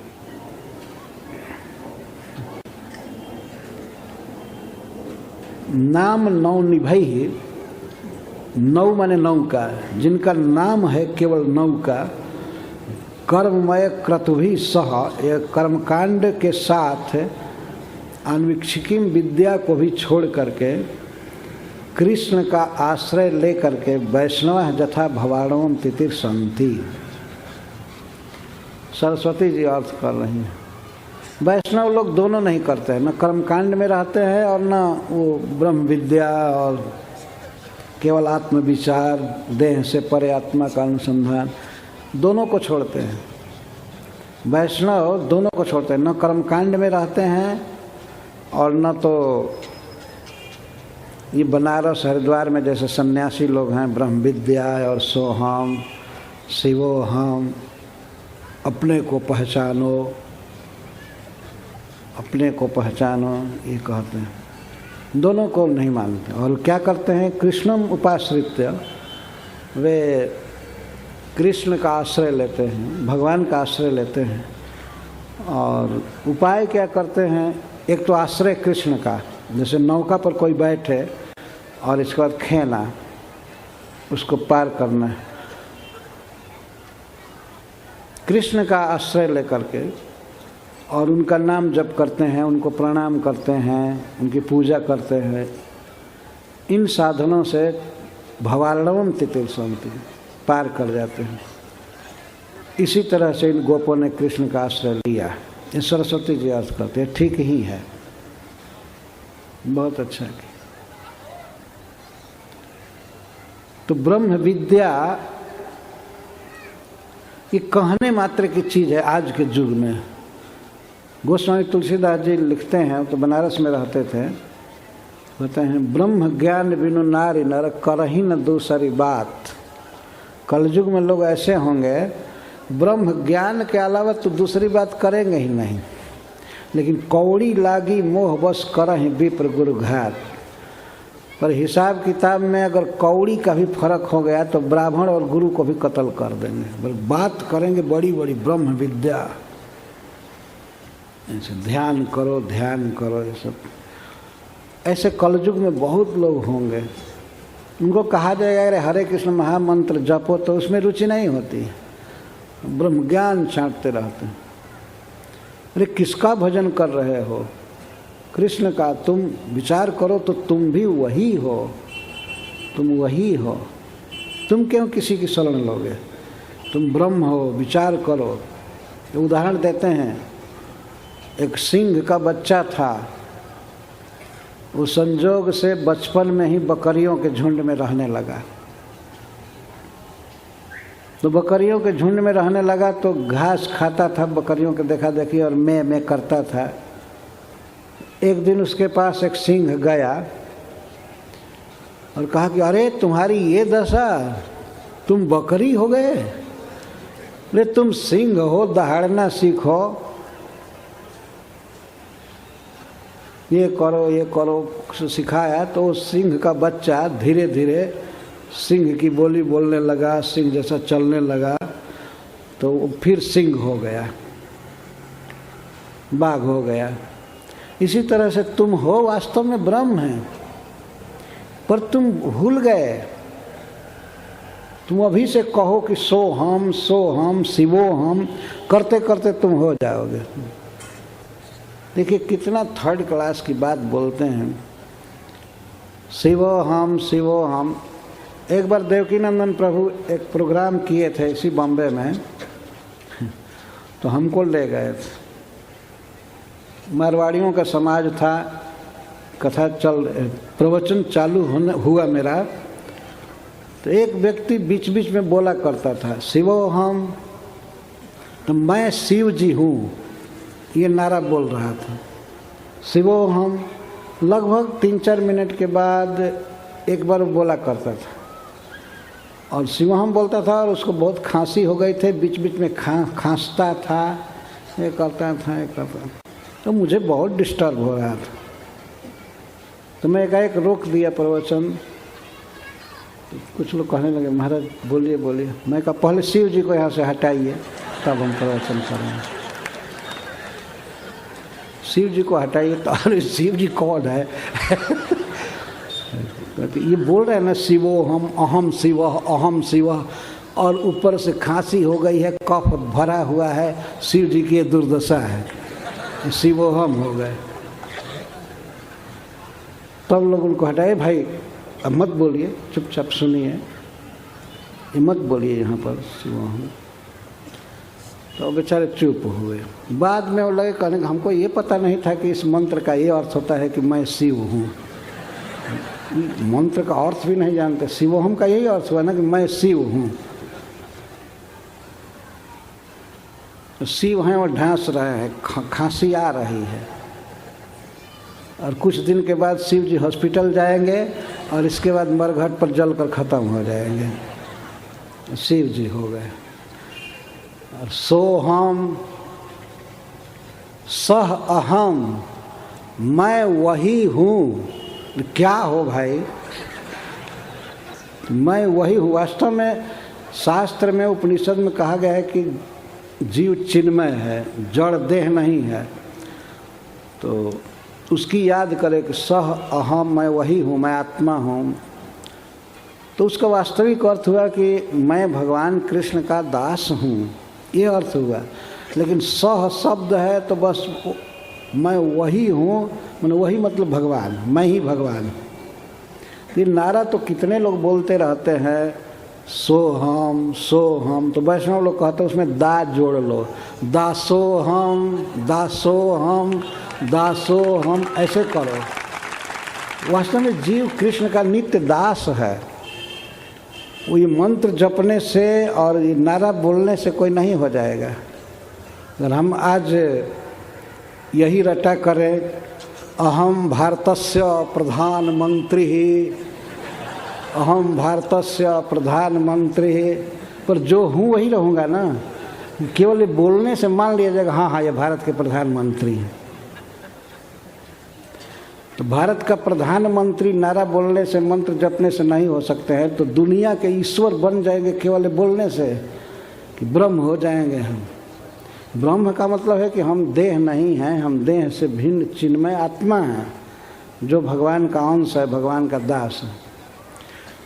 तो जो भगवान की भक्ति से शून्य विचार है, उसको इंद्र कह रहे हैं कि अन्वीक्षिकी विद्या। तो कोई भवसागर तर सकता है तो भगवान कृष्ण का आश्रय लेकर के, भगवान कृष्ण की भक्ति करने से, अन्यथा नहीं। ये सरस्वती जी अर्थ कर रहे हैं। तो इंद्र और बोलते हैं, कृष्ण कैसा है? वाचालम बहुभाषिणम। ये कृष्ण बहुत बढ़ बढ़ करके बोलता है। वाचाल उसको कहते हैं जो बहुत बोले और बिना मतलब के बोले। जो भी बात आवे मन में उसको वाणी पर बोले, वो अब उसको वाचाल कहते हैं। या कुत्सितम बहुवदंतम, खराब बात बोले।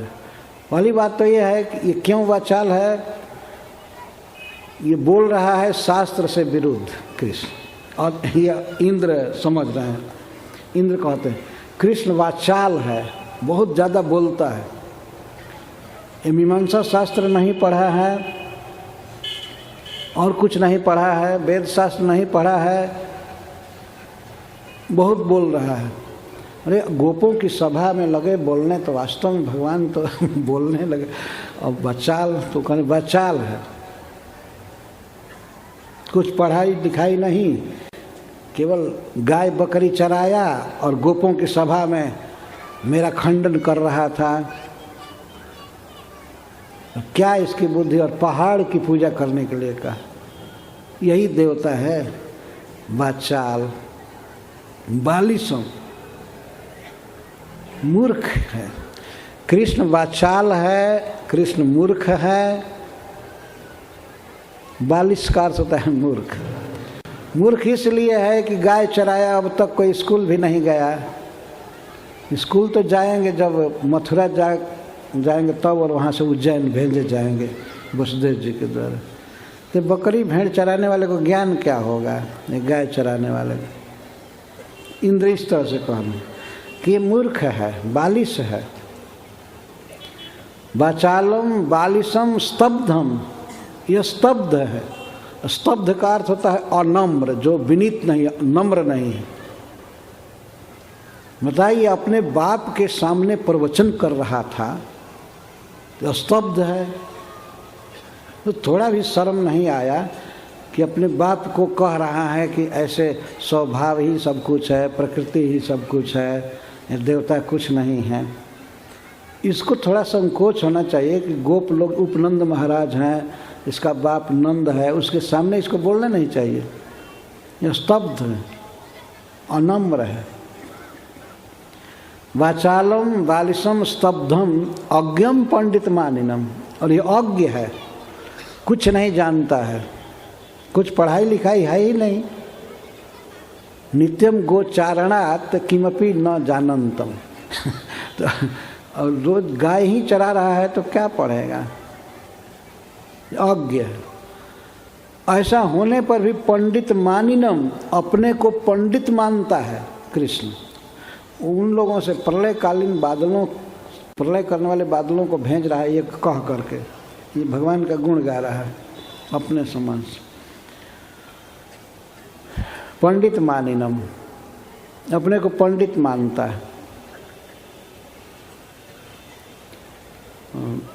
वाचालम बालिशम स्तब्धम अज्ञम पंडित मानिनम कृष्णम मर्त्यम। यह कृष्ण एक मनुष्य है, मनुष्य के जिंदगी का कोई ठिकाना नहीं है, और इसका आश्रय लेकर गोपा में चक्रुर प्रेम, गोप मेरा अप्रिय किए। उन लोगों को कह रहा है ये गोप, गाय चराने वाले लोग कृष्ण जैसे मरणशील मनुष्य का आश्रय लेकर के और मेरा अप्रिय किए। अप्रिय किए मतलब अप्रीति कर्म किए, ऐसा कर्म किए जो हमको रंज करे, हमारा यज्ञ नहीं किए, हमको नहीं दिए। अच्छा, तब सरकार हम क्या करें? अच्छा, इसका सारस्वत अर्थ सुन लीजिए। वाचालम, वाचा अलम समर्थ शास्त्र योनि। सरस्वती जी अर्थ कर, ये श्री कृष्ण वाचा अलम, वाणी के, वाणी में समर्थ हैं। वाणी मतलब वेद वाणी होता ही है, तो वेद वाणी का यही जन्मदाता है। या वाचा बालिशम अलम करोति, वाचा सरस्वती के द्वारा ये मूर्ख को भी वाचाल कर देते हैं। वाचा अलम करोति, एक मूर्ख को भी अलंकृत कर देते हैं, वो भी परम विद्वान बोलने लगता है। मूकम करोति वाचालम पंगुम लंघयते गिरिम जत कृपा तमहम वंदे परमानंद माधवम। स्तब्धम अन्यस्य बंद्यस्य अभावात अनम्रम। कृष्ण के द्वारा कोई बंदनीय नहीं है, सबसे बड़े वे हैं। न तत्समश्चा भेदिका कुतन्य, कृष्ण के समान कोई नहीं है, फिर बड़ा कैसे हो सकता है? तो किसको प्रणाम करें, किसके आगे झुके? सब तो उनसे छोटे हैं। स्तब्ध, उसको अनम्र कहते हैं। अच्छा, अनम्र। अज्ञम नास्ति ज्ञः जस्मा तम, जिससे बढ़ करके ज्ञाता कोई नहीं है, वो है अज्ञ। तम सर्वज्ञम इति अर्थ। अज्ञ का अर्थ है सर्वज्ञ। अज्ञ मतलब जिनसे बढ़ करके जानने वाला कोई दूसरा नहीं है, वे हैं अज्ञ अर्थात सर्वज्ञ। सर्वज्ञ कृष्ण। कृष्णम, अच्छा, पंडित मानिनम, पंडितों के द्वारा जिनका मान आदर होता है वे हैं पंडित मानिनम। या ब्रह्म विद्या को जानने वाले बड़े बड़े मुनियों ऋषियों के द्वारा जिनका सम्मान होता है वे हैं पंडित मानिनम। कृष्णम, कृष्णम सदा आनंद रूपम परब्रह्म मर्त्यम। भक्त वात्सल्य के कारण मनुष्य के रूप में जो लीला कर रहे हैं, ऐसे परब्रह्म श्री कृष्ण का उपाश्रित आश्रय लेकर गोपा में अप्रियम चक्रु तब जुक्तम एवं। ऐसे गोप मेरा प्रिय किए ठीक ही हुआ, क्योंकि मैं अभिमानी हूँ, मैं दोषों से भरा हूँ। जो भगवान का प्रिय कर रहे हैं वो मेरा प्रिय क्यों करने के फेर में पड़ेंगे? चल, प्रिय तुमको लगे या मत लगे, कृष्ण का प्रिय करना है। ये सरस्वती जी अर्थ कर रहे।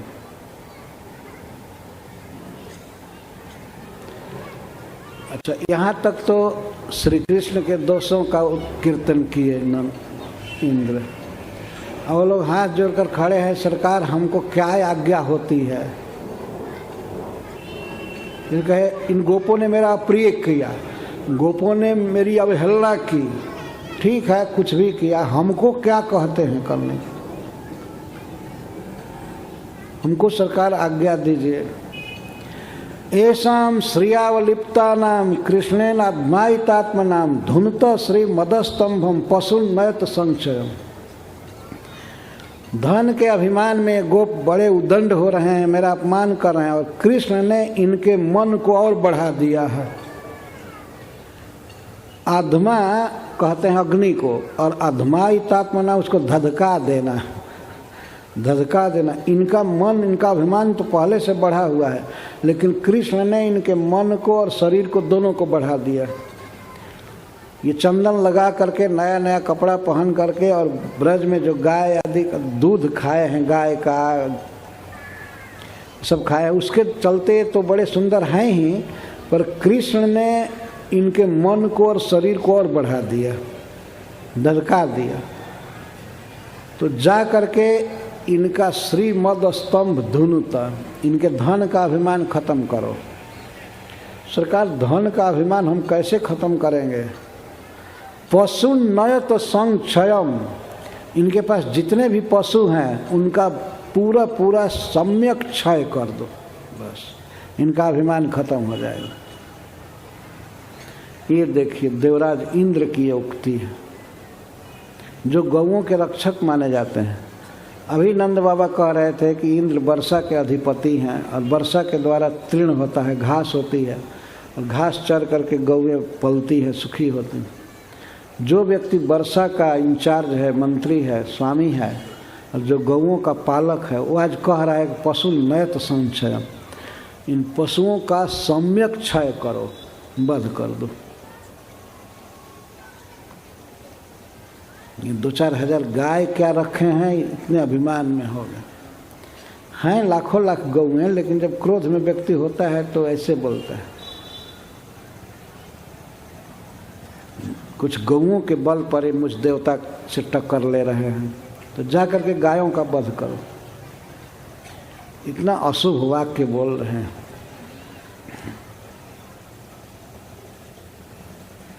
हरीश्वरी जी इस पर भी लिखे हैं कि बहुत भारी आश्चर्य की बात है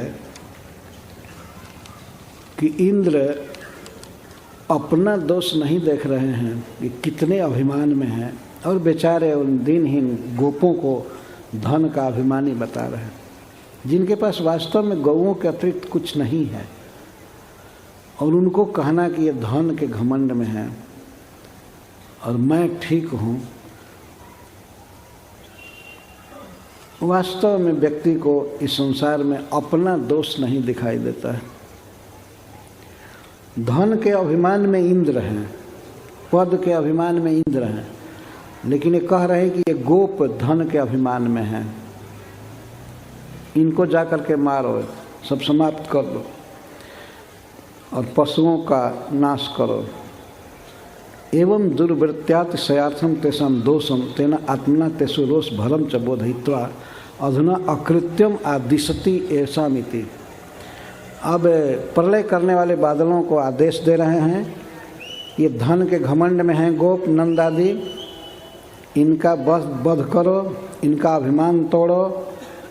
अभिमान क्या तोड़ो, शरीर के साथ ही अभिमान खत्म करो और पशुओं का पूरा पूरा विनाश कर दो।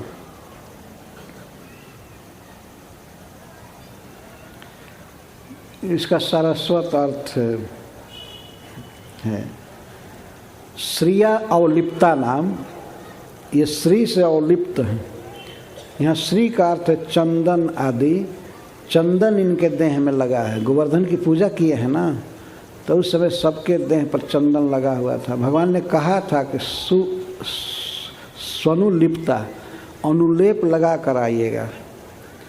सबको तिलक है और भी चंदन लगाए हैं, भगवान ने कहा था। तो ये इंद्र जो बोल रहे हैं, तो उसका सारस्वत अर्थ है, सरस्वती जी कहती हैं, ये श्रिया अवलिप्ता नाम, ये सब चंदन चर्चित देह वाले हैं, बड़े सुंदर लग रहे हैं। कृष्णेन धमायितात्मना, और कृष्ण के द्वारा इनका चित्त, इनका मन तेज कर दिया गया है, मन बहुत बढ़ गया है। और श्रिया अथवा श्रिया भक्ति लक्ष्म्या अवलिप्ता नाम समृद्धा नाम, ये कृष्ण की भक्ति से, प्रेम से बहुत समृद्ध हो रहे हैं। और इसी के कारण इनका चित्त उज्ज्वलित हो रहा है। ऐसा श्रीमदस्तंभम, इनका जो श्रीमत अयस्तंभ है, सुंदर अयस्तंभ मतलब श्रीमत के बाद संधि है, अयस्तंभ, इनका सुंदर सुशोभित अयस्तंभ जाड्या भाव है। तम धुनुत दूरी कुरुत तेन यथा वर्षथ यथा तेषां शीत जनित स्तंभ औषण निवर्तक भवेत इत्यर्थ। तथा च पशुन संक्षयम नयत, और पशुओं को बहुत सुंदर घर में कर दो। क्षय का अर्थ होता है घर, निवास। तो सम्यक क्षय अर्थात तुम लोग ऐसी वर्षा करो कि कृष्ण गोवर्धन उठाएं। सरस्वती ये अर्थ कर रही हैं, गोवर्धन में उठाएंगे तो गोवर्धन के तल में, गोवर्धन के नीचे इतना सुंदर फील्ड और घर बनेगा जहाँ पशु बहुत आराम से रहेंगे। तो तुम लोग इसमें कारण बनोगे। वर्षा हुई तभी कृष्ण गोवर्धन उठाए, तो तुम लोग कारण बनोगे। इसीलिए सरस्वती ये अर्थ करती हैं कि पशु नयत संक्षयम, पशुओं को सुंदर घर में कर दो। 7 दिन तक वे पशु गोवर्धन जी के तल में निवास किए और परम सुखी थे। कोई भोजन नहीं वहाँ किए पशु, खान पान नहीं। जब कृष्ण नहीं खा रहे थे तो कोई नहीं खा रहा था। 7 दिन 7 रात तक वे श्री कृष्ण को देखते रहे। तो कृष्ण के दर्शन से उनको इतना सुख मिल रहा था कि वे भोजन प्यास सब कुछ भूल गए, बहुत आनंद में थे। और गोवर्धन के तल में नीचे बिल्कुल समशीतोष्ण वातावरण था। बाहर ठंडा भरा हुआ था, वर्षा होती रही 7 दिन 7 रात तक, ओले की वर्षा, तूफान, आंधी, लेकिन गोवर्धन के नीचे एक झटका, एक बूंद भी नहीं गया। और बहुत गर्म लग रहा था, अच्छा समशीतोष्ण। और सभी गोप गोपी भगवान को देख रहे थे और कुछ तो नाच गा रहे थे खूब। नाचे गावे, ढोल बजावे, बाजे बंसिया। और श्री कृष्ण कभी कभी बीच में बांसुरी बजाते हैं। तो गौओं को परम सुख हो रहा था वहाँ, और गोपों को भी परम सुख। वैसा सुख बाहर नहीं मिल रहा था। वो लोग चाहते थे कि इसी तरह से वर्षा हो और हम रहें कृष्ण के साथ। लेकिन 7 दिन के बाद अब बादल भी बेचारे पस्त हो गए, वर्षा करते करते का दम निकलने लगा। कितना वर्षा में वो सारा पानी सुदर्शन चक्र जला देता था, घूम घूम करके fun fun fun fun fun fun fun खत्म हो जाता। तो अनंत तेज है ना, सूर्य में जो तेज है थोड़ा सा सुदर्शन चक्र का है, अनंत तेज है। और ये भी कहते हैं कि दुर्वासा जी सतयुग में खाए थे तो पानी पीने के लिए उनको भगवान ने दिया यहाँ पर। और यहाँ पानी जो भी बरस रहा था पीजिए खूब। जो भी इस तरह से पानी कुछ भी नुकसान नहीं कर पाए। तो वही सारस्वत अर्थ है कि पशुओं को संक्षय नयत, पशुओं को सुंदर घर में कर दो। सरस्वती जी अर्थ करती। एक भी पशु नहीं मारा गया। और गोवर्धन के ऊपर भी जो वृक्ष थे और पशु पक्षी थे, पक्षी तो आ गए थे नीचे, लेकिन जो वृक्ष थे, लताएं थी, उसका एक पत्ता भी नहीं कटा। वज्रपात हो रहा था, इंद्र डायरेक्ट वज्र मार रहे थे, पानी बरस रहा था, आंधी चल रही थी, 49 पवन चल रहे थे, लेकिन श्री कृष्ण हटे नहीं। और वो ये कोशिश में थे इंद्र कि इतना वज्रपात करे और इतना पानी बरसावे कि ये लड़का हाथ से छोड़ दे, सब उसी में दब करके मर जाए। बहुत आसानी से सब एक ही जगह कुचल करके मर जाएंगे। लेकिन 7 दिन 7 रात तक यह दुष्ट वर्षा करता रहा, बरसाता रहा। और भगवान भगवान हैं। और वास्तव में जो नंद बाबा ये कहते हैं, कृष्ण से कहे कि इंद्र देवता वर्षा के अधिपति है, बरसाते हैं तो घास होती है, घास को गौएं चरती हैं तो दूध दही सब हो रहा है बेटा।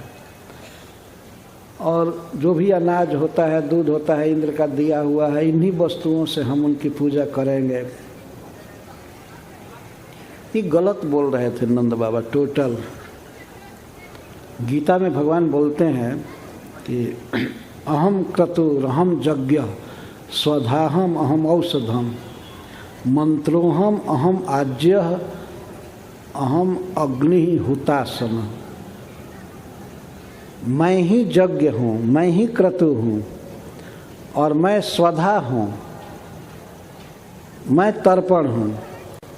अहम औषधम, मैं ही जौ गेहूँ या चावल सब मैं ही हूँ मतलब वही उत्पन्न करते हैं। मंत्र भी मैं ही हूँ, और मैं ही आज्य घी ही, मैं घी हूँ, आज्यम घी हूँ, और मैं ही हुतम जो हवन किया जाता है वो हूँ, और अग्निमय, सब वही है वास्तव में। इसके बाद भगवान कहते हैं कि पिता हमस्य जगतो माता धाता पितामह वेद्यम पवित्र मोंकार ऋक् साम यजुरेव च। पिता अहम अस्य जगत, अस्य जगत है संपूर्ण विश्व के देवता सहित सबका पिता मैं हूँ, सबका पिता मैं। भगवान स्पष्ट बोलते हैं पिता अहम अस्य जगत माता धाता पितामह। मैं संपूर्ण प्राणियों का देवता सहित सबका मैं पिता हूँ, और मैं ही माँ हूँ, और मैं ही धाता पालन करने वाला हूँ, और मैं ही पितामह हूँ। पिता हमस्य जगतो माता धाता पितामह वेद्यम पवित्र ओंकार, और मैं ही वेदों में जानने लायक शब्द या तत्व ओंकार हूँ। मैं ही ऋग्वेद हूँ, सामवेद हूँ, अथर्ववेद, च से अथर्ववेद, और यजुर्वेद मैं ही हूँ। त्रैविद्या सोमपा पूत पापा यज्ञ रिष्टवा स्वर्गतिम प्रार्थयन्ते। त्रैविद्या, तीन विद्या को जानने वाले, तीन वेदों को, उसका ज्ञान जिनको है और जो सोम रस पीते हैं, ऐसे महान तो तत्ववेता, मतलब ब्राह्मणगण ऋषिगण, त्रैविद्या माम सोमपा पूत पापा यज्ञ इष्टवा या राजर्षिगण यज्ञों के द्वारा मेरी आराधना करके स्वर्गतिम प्रार्थयन्ते, मेरी आराधना करके मुझको खुश करके स्वर्ग में निवास चाहते हैं। स्वर्गतिम प्रार्थयन्ते, मुझसे प्रार्थना करते हैं, मेरे लिए यज्ञ होता है, मैं स्वर्ग देता हूँ, स्वर्ग का अधिकारी मैं हूँ। स्वर्गतिम प्रार्थयन्ते। इसके बाद क्या भगवान बोलते हैं, ते पुण्य मासाद्य सुरेंद्र लोकम अश्नन्ति देवा भोगान दिवी। तो ये स्वर्ग में जाते हैं, मेरी पूजा करते हैं, तब स्वर्ग में जाते हैं, और दिव्य उस स्वर्ग में देव भोगान, देवताओं को जो सुख मिलता है वैसा दिव्य सुख है मेरी कृपा से पाते हैं। लेकिन उस सुख को भगवान कह रहे हैं तेतम भुक्त्वा स्वर्गलोकम विशालम। यद्यपि स्वर्ग में विशाल सुख है, मनुष्य लोक की अपेक्षा बहुत उच्चतर भोग है, लेकिन उसको भोग करके फिर इसी संसार में जन्म लेना पड़ता है। तेतम भुक्त्वा स्वर्गलोकम विशालम क्षीणे पूर्णे मर्तलोकम विशन्ति एवं त्रयी धर्म मनु प्रपन्ना गता गतम काम कामा लभन्ते। जिनके चित्त में कामना है स्वर्ग प्राप्त करने की, वे हैं काम कामा, तभी गता गतम लभन्ते, उनका जन्म मरण होता है। लेकिन जब कोई व्यक्ति मेरे धाम में आता है तो उसका जन्म मरण नहीं होता है। तो भगवान इस तरह से बोल रहे हैं, जो बोलते बोलते वे कहते हैं गतिर भर्ता प्रभु साक्षी निवास शरणम सुहित प्रभव प्रलय स्थानम निधानम बीजमव्ययम। मैं ही समस्त जगत का, समस्त प्राणियों का गति हूँ, तो मुझ में वे हैं, मैं ही गंतव्य हूँ, मैं ही गोल हूँ, भर्ता, सबका भरण करने वाला मैं ही हूँ। गतिर्भर्ता, प्रभु, सबका स्वामी मैं हूँ, ईश्वर वास्तविक मैं हूँ। गतिर्भर्ता, प्रभु साक्षी, और सबका साक्षी, सबके कर्मों को देखने वाला, उसके अनुसार फल देने वाला मैं हूँ। गतिर्भर्ता, प्रभु साक्षी, निवास शरणम सुहृत, सब वास्तव में मुझ में ही निवास कर रहे हैं। वर्तमान में सब मुझ पर ही टिके हैं। निवास शरणम, मैं ही शरण लेने योग्य हूँ, मेरी शरण लेनी चाहिए। सुहृत, सबका हितैषी, वेल विशर मैं हूँ। प्रभव, प्रलय, स्थानम, निधानम, मैं ही सबको जन्म देता हूँ और सब मैं ही प्रलय करता हूँ। निधानम, और प्रलय के बाद भी जो जहाँ सभी जीव रहेंगे वो मैं ही हूँ। मैं सबका अव्यय बीज हूँ, अविनाशी बीज हूँ। भगवान यह बोलते बोलते कहते हैं, तपामि अहम वर्षम निगृणामि उत्सृजामि च, मैं ही सूर्य में या अग्नि में स्थित होकर के ताप दे रहा हूँ सारे जीवों को। तपामि अहम, मैं तपाता हूँ, मैं गर्मी दे रहा हूँ। और वर्षम, वर्षा को गृह्णामि उत्सृजामि च, मैं ही वर्षा करता हूँ और मैं ही वर्षा नहीं करने देता हूँ, नहीं करता, रोक देता हूँ। गर्मी के दिन में वर्षा नहीं होती है, कौन नहीं होने देता है? भगवान के हाथ में है, वो नहीं होने देते हैं। और बरसात में वर्षा देते हैं। उत्सृजामि और गृह्णामि। उत्सृजामि का अर्थ है मैं वर्षा करता, वर्षम उत्सृजामि, वर्षा को छोड़ देता हूँ, वर्षा होती है। और गृह्णामि, उसको मैं बंद रखता हूँ, नहीं वर्षा होने देता।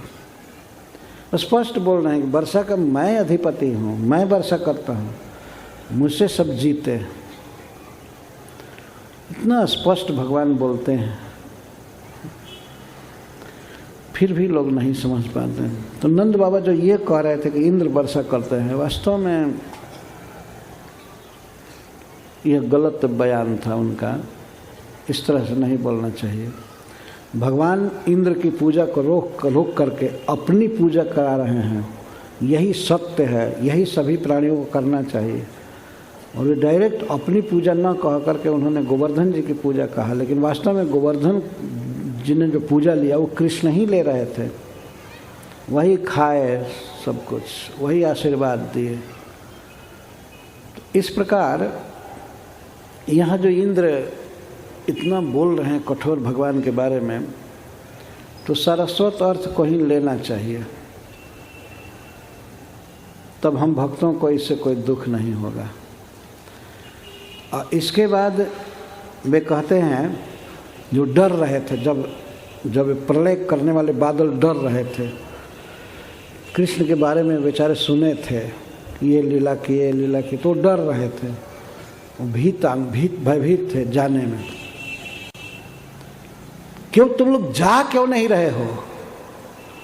सरकार बहुत डर लगता है, कृष्ण नामक उस गोप से बहुत भय लगता है। एक जंगल में लगी हुई आग को पी गया था वो लड़का, और कालिए सर्प का दमन किया, यह किया वह किया। बहुत डर लगता है हम लोग जाने में, हम लोग उधर से लौटेंगे कि नहीं। बस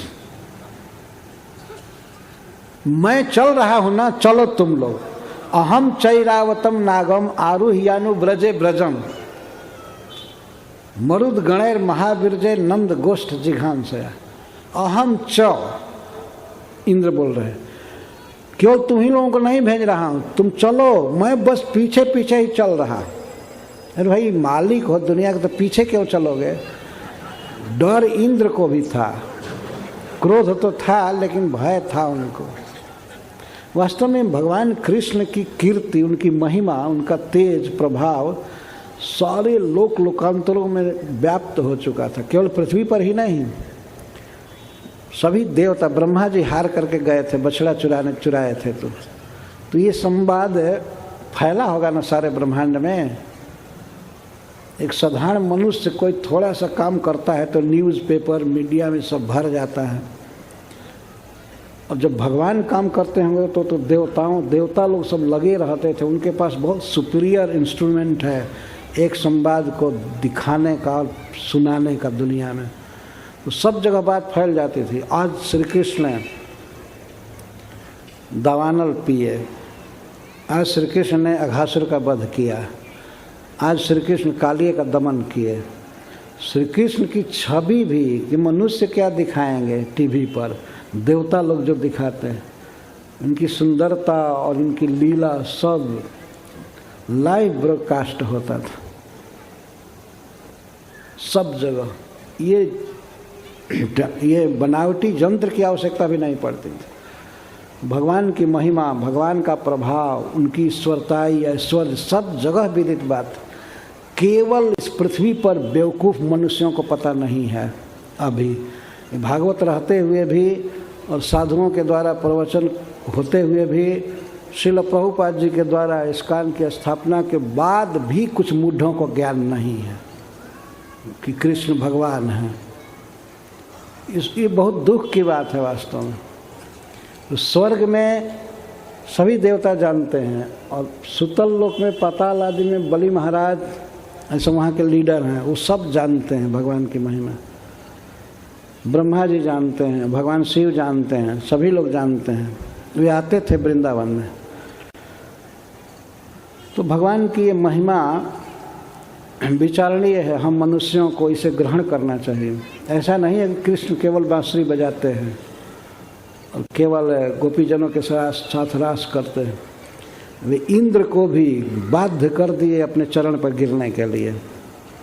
ब्रह्मा भी गिरे, शिव जी गिरे, अभी वरुण देव भी गिरेंगे इसके बाद वाले अध्याय 28वें अध्याय में। जो इंद्र के भाई हैं, उनका कोई शिष्य था, सेवक था, वो नंद बाबा को चुरा कर ले गया पानी में पकड़ कर। कृष्ण गए तो वहाँ वो वरुण देवता क्षमा मांगने लगे और कृष्ण की पूजा की। नंद बाबा चकित होकर के देख रहे थे कि बहुत बड़े देवता वरुण जी कृष्ण का इस तरह सत्कार किए। कौन ऐसा देवता था जो भगवान कृष्ण का आदर नहीं किया? केवल ये जो मरण धर्मा, ये मनुष्य जो हैं, मनुष्यों में भी दुष्कृति पापी लोग, ये भगवान कृष्ण को नहीं जानते हैं। खुद भगवान कहते हैं, नमाम दुष्कृतिनो मूढ़ा प्रपद्यन्ते नराधमा। ये नराधम दुष्कृति मनुष्य हमको नहीं जानते हैं। जानते हैं सुकृति लोग। चतुर्विधा भजन्ते माम जनः सुकृतिनोर्जुन। जिन्होंने कई जन्मों में पुण्य किया है, दान दिया है, यज्ञ किया है और बहुत बहुत प्राणियों की सेवा किया है, वे लोग भगवान कृष्ण को समझ पाते हैं। उनकी बुद्धि शुद्ध रहती है, नहीं तो दुष्कृति नहीं समझ सकते। तो भगवान इस तरह से लीला कर रहे हैं। इंद्र के द्वारा वर्षा चालू की गई है, मैं नहीं कहना चाहता हूँ, ब्रजवासियों को दुख में क्यों डालूँ। अब कल वर्षा होगी और कल ही